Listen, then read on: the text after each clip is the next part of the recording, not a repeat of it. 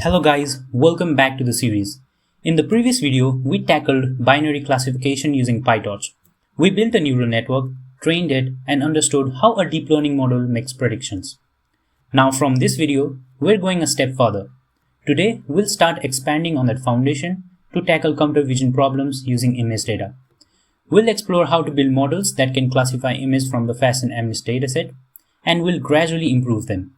We'll build simple dense neural networks, and then we'll build more powerful convolution neural networks to solve computer vision problems.